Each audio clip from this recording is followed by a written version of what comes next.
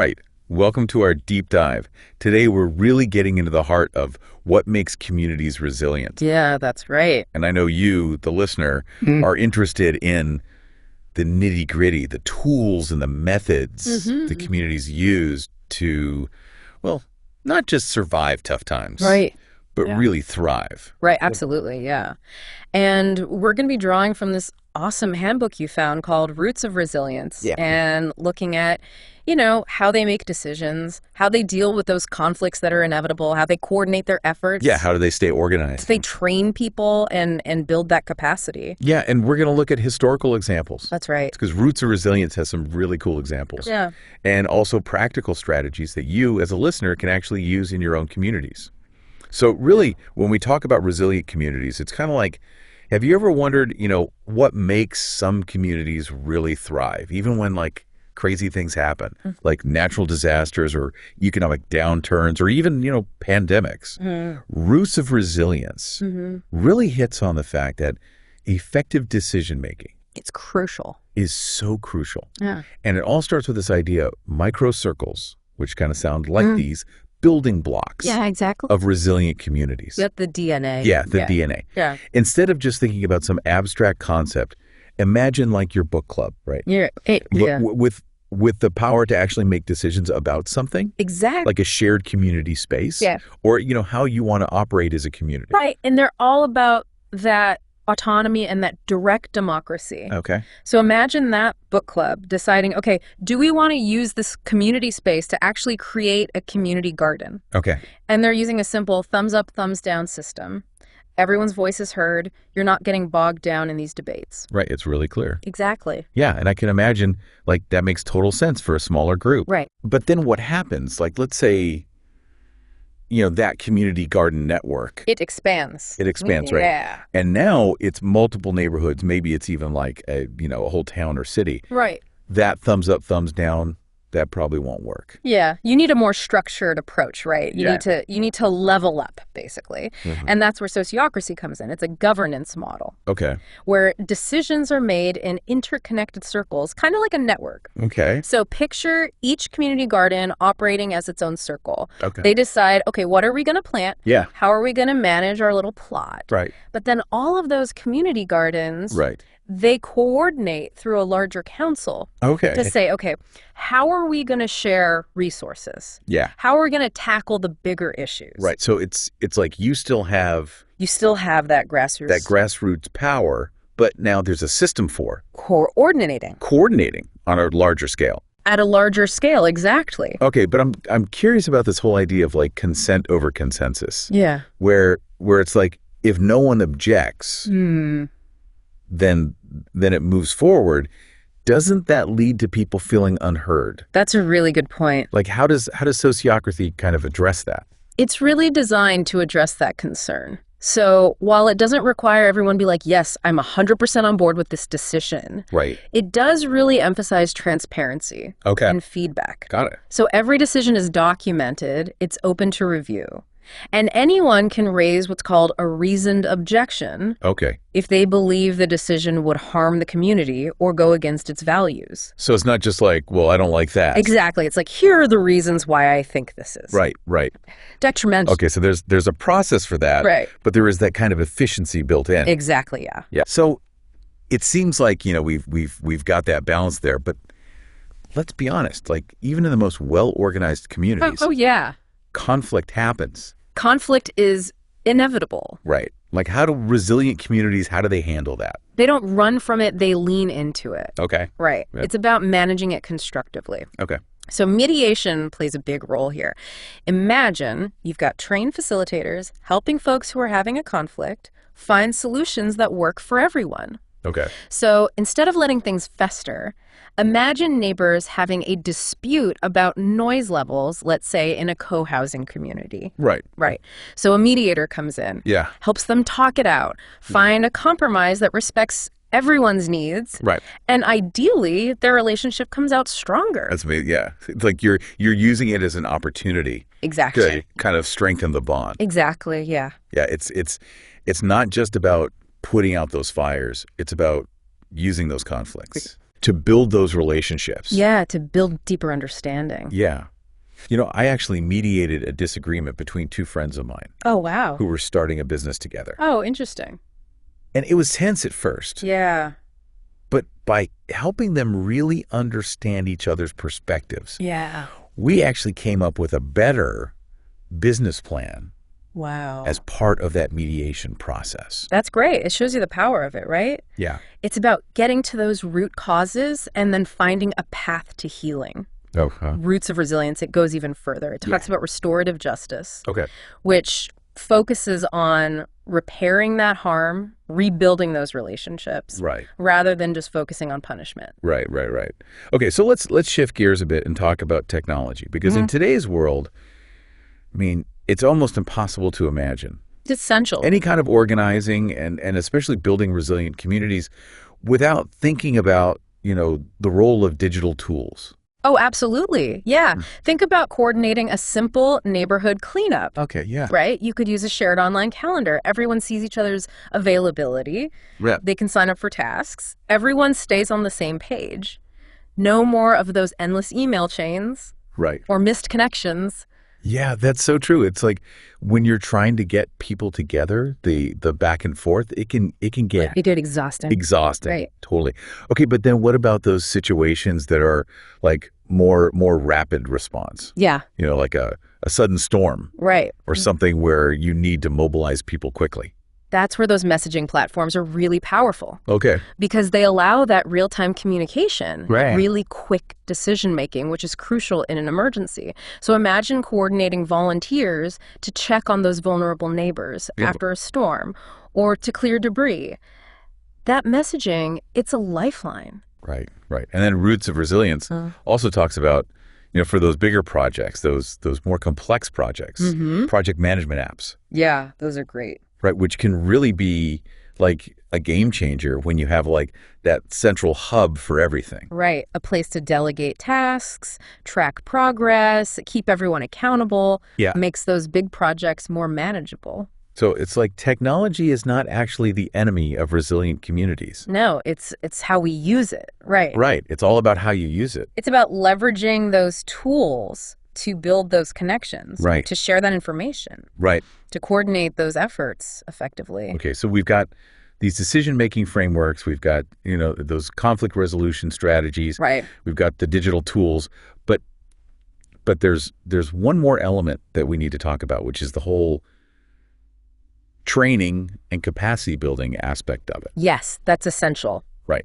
Because resilient communities, I mean, they don't just magically appear. They're built. They're built by informed and empowered individuals. Exactly. Think about a community workshop where folks are learning how to repair bicycles Okay. or build their own solar oven. Not only are they gaining these valuable skills, Yeah. right, and connecting with neighbors, Yeah. they're building that self-reliance. It's like that old saying, give a man a fish, you feed him for a day, teach a man to fish, Yes. you feed him for a lifetime. That's a perfect analogy. And the handbook goes beyond just those like practical skills, right? Right. It talks about leadership development programs Yes. that train people to facilitate meetings, manage projects, and really become those kind of go-to people. Right, those leaders that guide those communities towards their goals. And it's fostering leadership at all levels. Exactly, yeah. Right. So it's not just like, A few people carrying the weight. right. It's like, how do we empower more people to step into those leadership roles? Right, and it's all about continuous education. It's about constantly learning, Right. adapting to those new challenges, and expanding that knowledge base because resilience is a journey. Yes. It's not a destination. It's not a destination. That's a great point. Right. It's a community-wide commitment Exactly. to lifelong learning. Exactly. Yeah. And that's what really creates that more resilient and adaptable future. It's like it really is about lifelong learning. Roots of Resilience doesn't just talk about, abstract theories and stuff. Right. It dives into these really fascinating historical examples Okay, yeah, I was going to ask you about that. of communities that have like truly embodied these principles. Right, because it's always so helpful Yeah, to kind of see how have these ideas actually played out exactly. Yeah. in the real world. Yeah. So what were some of the examples that kind of caught your eye? Well, one that really stood out to me was the Mondragon Corporation in Spain. Okay. This is a network of worker-owned cooperatives that has been thriving Really? for decades. Worker-owned cooperatives. It's a really interesting model. So instead of having that traditional like boss-employee structure, right. the workers themselves own and manage the businesses. Wow. They make decisions collectively, Okay. and they share the profits. So it's like built-in teamwork. Exactly. And that shared investing. Exactly. And it's proven to be so resilient. Interesting. Even during economic downturns, like Mondragon has weathered the storm because the workers, they have a direct stake in the success of the businesses. Yeah, so it's like when things get tough, they're more likely to kind of pull together. Exactly. Yeah. To find solutions. Exactly. And they don't just focus on that day-to-day survival. Right. They invest heavily in education and innovation. They have their own technical university. Wow. Their own research centers. They're constantly adapting and evolving. Wow. So they're really building that culture of resilience. Culture of resilience. From the ground up. Yeah. Yeah, and you know, it really speaks to that theme we keep seeing. Right. Which is adaptability. Yeah. Collaboration. Yeah. Long-term thinking. Okay. You know, these principles, they can be applied, whether you're talking about a small village or a global network. Right. Well, speaking of global networks, you know, the handbook also mentions the transition town movement. Oh, yeah, that's a great one. Because it's all about like localizing, you know, food production, reducing energy consumption, and really strengthening community bonds in the face of climate change and economic uncertainty. Yeah, they're a great example of communities taking that DIY approach to sustainability and resilience. Right. They're creating their own currencies. Wow. Community gardens. Yeah. Renewable energy projects. They're really reimagining what it means to be a community. Right. In this rapidly changing world. Yeah, it's so inspiring. Yeah. To see those examples, it's like a glimpse into a possible future. Yeah. Definitely. Where communities are really empowered. Yeah, exactly. To take care of themselves. Exactly. And to kind of create a more sustainable world. Sustainable world, yeah. But then, you know, the listener might be thinking like, okay, these are great examples, but how do we get started? Get started. Yeah. Right. Yeah, that's the $1 million question. Yeah. So does Roots of Resilience, does it offer any kind of guidance on that? It does, yeah. Okay. It outlines what it calls a universal structural design process. To kind of help communities navigate that journey. So where do we even begin? Well, the first step, and it sounds really simple, but it's so crucial, is to observe and listen. Really immerse yourself in your community. Right? Understand its needs, its strengths, its challenges. Right. It's like you're a detective almost. Exactly. You're gathering these clues. Right. To understand your community's unique. DNA, yeah. And the handbook, it suggests using like ethnographic methods, like interviews and observations, even mapping, to really get a clear picture. Got it. And then once you have that solid understanding of the context, the next step is to really clarify the shared values and the ethics that are going to guide your efforts. Right. So it's like you need that shared compass. Exactly. Right. Yeah. That set of principles. Yeah, like a foundation. Yeah, that everyone agrees on. Right. Okay, so you understand the landscape and then you kind of lay that foundation. Exactly. Okay, then what? Then it's time to map and analyze the system. So this means identifying the resources that already exist. The relationships. The flows of information. So it's like you're creating a blueprint. Exactly. Of the community's ecosystem. Yeah, like a blueprint. And the handbook mentions tools like resource mapping. Social network analysis.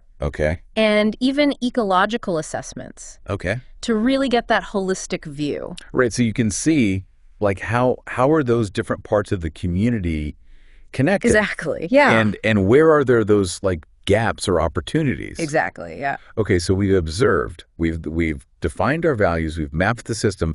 Now it's like, okay, let's start brainstorming solutions. That's where the fun begins, right? Yes. That's where it gets exciting. And the handbook really emphasizes the importance of co-designing those solutions. Okay. Which means... And what does that mean? It means actively involving Okay. Community members. Right, because they're the ones who know. They're the experts. The community. Yeah, they're the experts. The best. Right. Okay. They know their own needs, Yeah. their own challenges, Right. better than anyone. Yeah. And so co-design, it brings those diverse perspectives to the table. Right. It fosters that sense of ownership. Right. And it ensures that those solutions are really tailored Right, to the community specific. to that context. Yeah. Okay, so now we've co-created these brilliant solutions. Are we ready to kind of like roll them out on a large scale? Well, not so fast. Okay. Right. The handbook, it wisely advises against jumping straight into large-scale implementation. Okay. Instead, it recommends starting with pilots Okay. and quick wins. So it's like test the waters Exactly. before you jump in. Yeah. Try out the ideas on a smaller scale. Right. Learn from them. Right. Refine your approach. Okay. And then implement more broadly. So minimize that risk. Yeah. And make sure you're on the right track before you go all in. Yeah. You don't want to invest all that time in those resources. Right. Only to realize, oops, Right. this isn't working. Right. Okay. So you're running your pilots. You're getting those quick wins, but then it's important to have some kind of system for. Monitoring and evaluating. Okay. Right. So you're tracking that progress, Yeah. measuring that impact, Okay. identifying any challenges or areas for improvement. So it's an ongoing It's a process. process of learning Yeah. and adapting. Yeah. Right. You're constantly getting data and then analyzing that feedback and making adjustments. Exactly. Yeah. And the handbook talks about using both quantitative data, like metrics and numbers. Okay. Yeah. All right. But also qualitative data, like stories and experiences. Right. Because it's the difference between looking at a map Yeah, exactly. versus actually like Walking the terrain. walking the terrain. Yeah. You need both of those perspectives You need both. to really understand what's happening. Yeah, exactly. Right. And then the final step in the process is to integrate, Okay. scale, Okay. and maintain Okay. those successful initiatives So you're taking those initial wins and you're making them a permanent part of the. of that community fabric. Yeah. Yeah. It's like you're embedding. Yeah, embedding that resilience into the DNA of the community. Yeah. Okay. So this means establishing those clear governance structures, Okay. right? Developing financial sustainability plans, Okay. building partnerships Okay. with other organizations. Okay. So you can kind of leverage those resources and expertise. Exactly. Yeah. Okay. So this sounds like a really comprehensive roadmap. Yeah, that's a good guide. Yeah. For building resilient communities. But, I'm also curious about like, what are some of the bumps in the road? Oh, yeah. There's always challenges, right? Yeah. Yeah. What are some of the obstacles that communities might face Mm. when they're trying to implement these ideas? Well, the handbook does acknowledge that it's not always smooth sailing. Right. It dedicates a whole section Okay. to common obstacles Okay. and strategies for overcoming them. All right. And one of the biggest challenges is leadership burnout, Oh, yeah. right? Because the folks that are passionate about their community, Right. They're often the ones who are like, they're the ones doing the work. yeah, taking on too much. Right. And burning out. Exactly. Yeah. And so the handbook suggests implementing strategies Okay. like shared leadership models, Okay. rotating roles, Okay. creating support networks Okay. to prevent that burnout. So it's really about kind of distributing that workload. Exact. Right. And making sure no one feels overwhelmed. Yeah, that's so important. Yeah. Many hands make light work. Yeah, exactly. Having. Okay. But then another common obstacle, I imagine, is funding. Funding, yes. Yeah. The eternal struggle Yeah. for resources. Yeah. Yeah, and so the handbook, it encourages communities to be resourceful Okay. and creative Okay. with fundraising. Okay. So this could involve things like crowdfunding campaigns, Okay. grant writing, Okay. or even starting social enterprises Okay. that generate revenue Okay. while also addressing those community needs. So it's not just relying on like external funding, but it's like Exactly, yeah. how do you kind of generate it Yeah. within Yeah. the Yeah. community? Right. Okay. Yeah. And the handbook stresses the importance of building those strong relationships with funders. Yes, trust. Yeah. And being transparent about how the money is being used. Transparency is key. Yeah. Yeah, because it builds that trust. Yeah. You don't want people to feel like, where's my money going? Yeah, it's going into a black box. Right. Exactly. Okay. What about cultural resistance? Yes. Right? Because, I mean, communities, they can be hesitant sometimes Oh, yeah. to embrace new ideas Right. to change the way they've always done things. We've always done it this way. Right, yeah. Right. It's like, it's human nature. It's human nature, yeah. To be a little bit wary Of course. of the unknown. Yeah. So how do you kind of overcome? Well, the handbook, it emphasizes starting small, Okay. building trust, Okay. demonstrating the benefits Okay. through tangible results. So it's like show, don't tell. Exactly, yeah. Okay. Show how these ideas can actually improve people's lives. Right. Prove the concept Exactly. before you ask for that big leap of faith. Exactly. But, and then there's the external political pressures. Right, which can be, I mean, anything from, bureaucratic red tape Oh, yeah. to conflicting government policy. Exactly. Yeah. Yeah. And the handbook encourages communities to build alliances with other organizations, Yeah. to engage in advocacy efforts, Okay. and to develop strategies Yeah. to navigate. Right. Those political complexities. Right. So be savvy and be strategic Exactly. Yeah. in your approach. Yeah. Yeah. Okay. So we've talked about the framework, we've talked about the obstacles as inspiring examples. But I'm curious about the long game. Yeah. Like, how do we make sure these efforts How do we sustain this? are sustainable? Yeah. Yeah. For the long haul. Yeah. That's a really important question. The handbook dedicates a whole chapter to that, Okay. to long-term sustainability Okay. and future outlook. Okay. And one key point is maintaining institutional memory. Institutional memory. What does that mean? So it means ensuring that the knowledge, the experience, the lessons learned Okay. are passed on Okay. to future generations. So it's not just about, the current generation It's about equipping building resilience. those future generations. Right. Yeah. To do the same. Exactly. Yeah. So this involves creating systems for documentation, knowledge transfer, Okay. leadership succession. Right. So it's like it's passing the torch, but it's not just passing a flame. It's like passing a library. It's like passing a whole of knowledge and experience. library of knowledge. Yeah. Yeah. Okay. And the handbook also talks about building alliances beyond the local level, Okay. right? So connecting with Okay. other communities, Okay. organizations, international networks. So it's like that. Think globally, act locally, Exactly. but with like a deeper level understanding connect. of how all those local actions Right. connect to that larger That global move. global movement. Okay. And finally, the handbook emphasizes the importance of what it calls adaptive resilience. Adaptive resilience. Okay. Because the world is changing faster than ever. Right. We need to be able to adapt. Right. Because, I mean, we're facing climate change. We're Yeah. facing Economic uncertainty. economic uncertainty, rapid technological advancement. Right. How do we build communities that can not only just kind of like weather those storms, Right. but actually like thrive? Thrive Yeah. in the midst of all that. Yeah. And the handbook suggests a multi-pronged approach. Okay. So first, acknowledge that change is inevitable. All right. Right. Instead of resisting it, we have to embrace it Okay. and find ways to adapt. So become more flexible, more agile, more responsive. More responsive to change. Yeah. Second, foster that culture of innovation Okay. and experimentation. So we're constantly trying new things, Exactly. learning from our mistakes, Yeah. finding creative solutions to those emerging challenges. Because what worked in the past might not work in the future. Right. Right. Okay. So we got to be proactive, Yeah. not reactive. Okay. And finally, invest in that ongoing learning Okay. and capacity building. Right. Because the only constant Is change. is change. Yeah. Yeah. We got to be equipped to handle that. Exactly. Yeah. And the handbook reminds us this is a journey. Right. It's not a destination. It's a process. Yeah. Yeah. Of continuous learning, adapting, and evolving. Okay. And the handbook, it goes into, how this organizing can work at different And it levels. scales, yeah. Right. It talks about microcircles. It talks about village councils.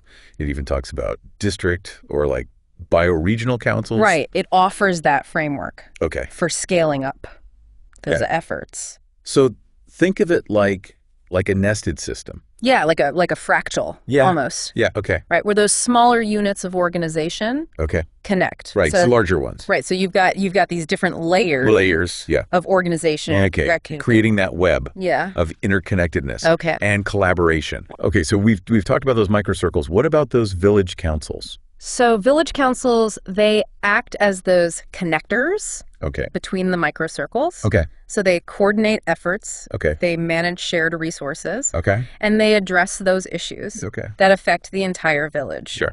So like if you've got multiple microcircles Right. working on different projects, Right. the village council helps them to kind of Align their efforts. align their efforts, With avoid duplication. avoid duplication, Work together. work together Or effectively. more effectively, okay? And it also Provides that platform. for resolving Resolving conflicts between those microcircles. Right. Okay. Or for addressing those issues that require that broader Right. perspective. Okay. So now we're zooming out even further. What about those like district or bioregional councils? So district councils, Yeah. they coordinate across multiple villages Okay. or neighborhoods. They're tackling those issues that require regional collaboration. Right. So think things like transportation, Okay. water management, Okay. disaster preparedness. So they're kind of like the big picture They're the big picture thinkers. thinkers. Yeah. Looking at all those like interconnections Yeah, exactly. between those different communities. Right. And figuring out how they can work together on those shared challenges. Exactly. Okay. Yeah, and the handbook, it suggests organizing these councils Okay. along bioregional lines. Okay. And what does that mean? So bioregional lines, it means taking into account Okay. the natural boundaries Okay. and the ecological systems Okay. that define a region. So instead of just drawing these like arbitrary Political lines. political lines Right. on a map, you're actually So you're looking at watersheds, right. mountain ranges, Yeah. those natural features. Okay. Yeah, and the idea is that organizing along those bioregional lines Okay. can lead to more Sustainable sustainable and resilient. and resilient solutions. Because you're working with the natural world, not against it. exactly. Okay. Yeah. Yeah, it makes sense to align our efforts With with nature. the natural systems that support us. Right. Okay. And there's some really inspiring examples Oh, okay. of successful bioregional initiatives. Okay, give me an example. One example is the Cascadia bioregion, Okay. which covers parts of the Pacific Northwest Okay. in the U.S. and Canada. Okay. And they've been working for decades Oh. on things like sustainable forestry, Okay. salmon habitat restoration, Okay. renewable energy development.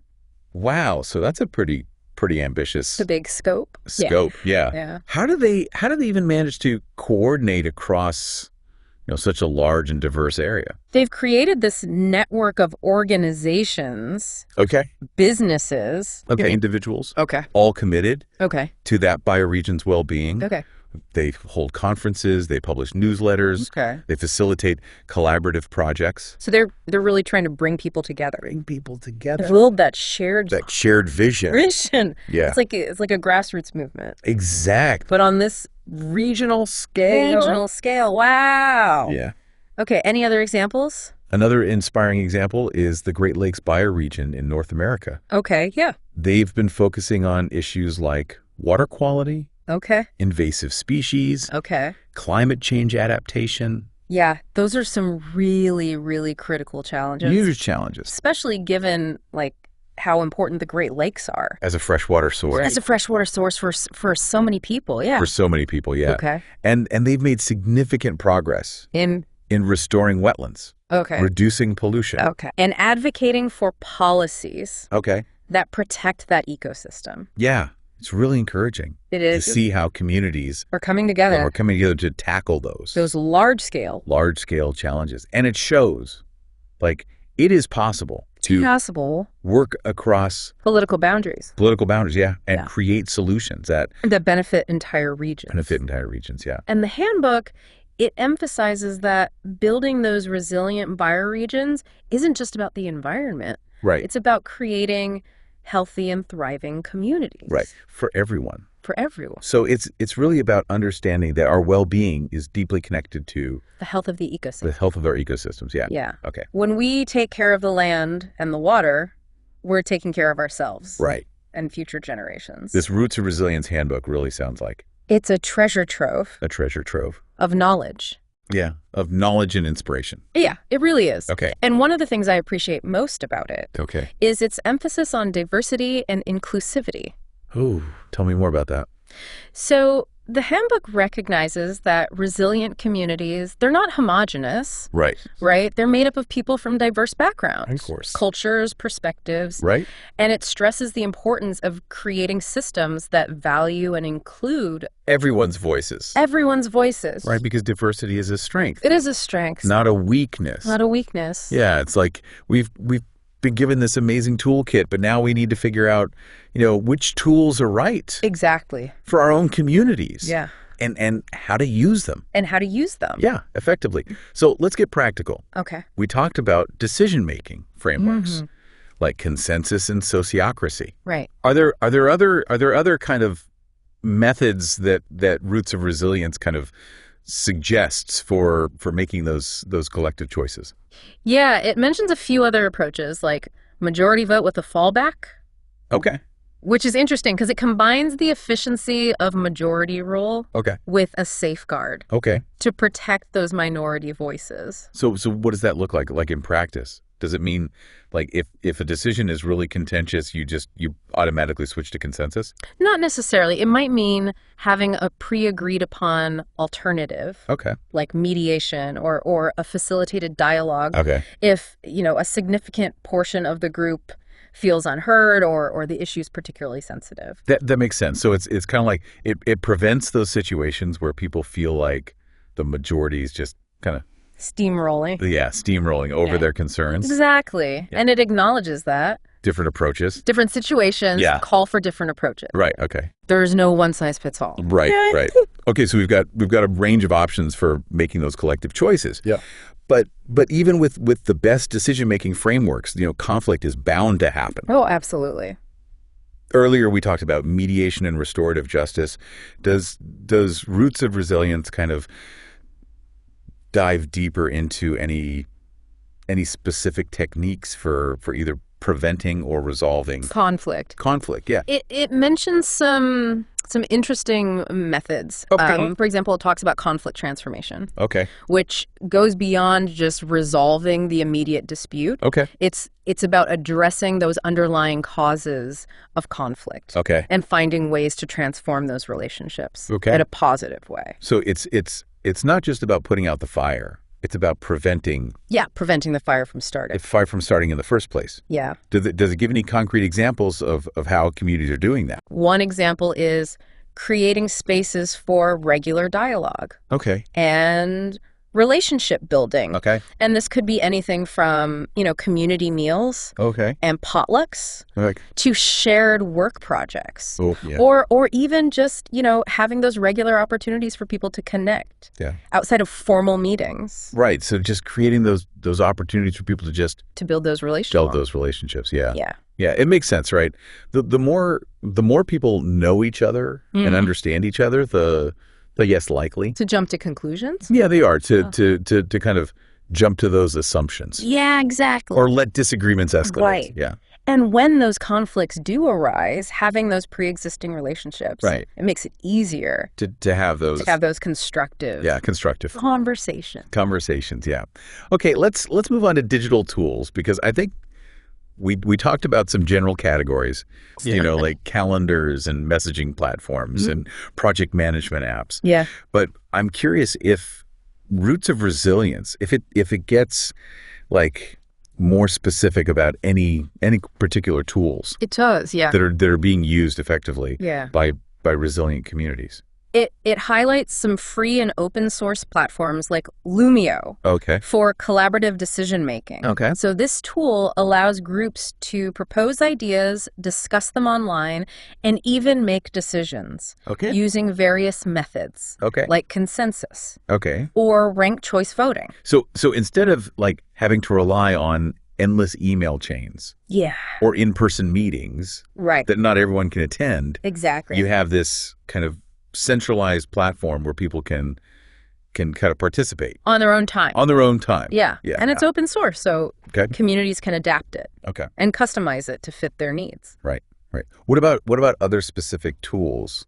The handbook mentions platforms like mobilize.us, Right. which is being used by a lot of community groups to organize events, Oh, manage volunteers, coordinate campaigns. So it's like a central hub It's like a central hub for all of them. for all those logistical things. Yeah. Yeah. Yeah, yeah. And these are just a couple examples. There's so many innovative digital tools out there Right. that are emerging all the time that are empowering communities Right. to collaborate, Yeah. connect, Yeah. create change. I mean, this deep dive has been such an eye-opener. It's been fun. It feels like we've only scratched the surface of what's possible when communities come together with a shared purpose and that willingness Right. to learn and adapt. Yeah. Yeah. And the most exciting thing is that this movement towards resilience, it's gaining momentum Yeah. Yeah. All over the world. all around the world. So for our listener who's like, I want to contribute to this movement, like what's the best way to get started? I think the first step is just reach out. Okay. Connect with others Okay. who are already doing this work. Okay. There are so many inspiring individuals and organizations Right. that are out there Yeah. who are building resilience in their own communities. And how do you suggest people find those people? Start by looking locally. Okay. Attend community meetings. Okay. Volunteer Okay. at local organizations. Okay. Search online for groups Okay. that are working on the issues you care about. Okay. There's also lots of online communities. Right.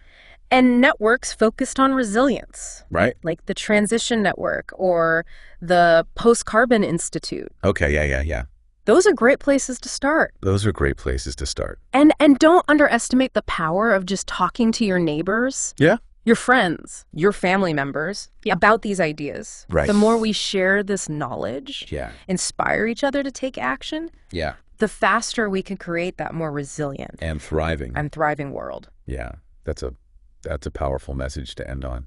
It's like building resilience. It's not just about Yeah. systems. It's about people, It's about people, relationships. relationships. Yeah. It's about empowering each other Yeah. to create the future we want to see. Exactly. Yeah. Yeah. Well, this has been such an inspiring conversation. It has. Thank you for joining us on this deep dive Yeah. into roots of resilience. We hope it sparked your imagination I hope so. and given you some practical tools Yeah. to start building a more resilient future Yes. right here in your own community. Hi, where you are. Yeah. Yeah, that's right.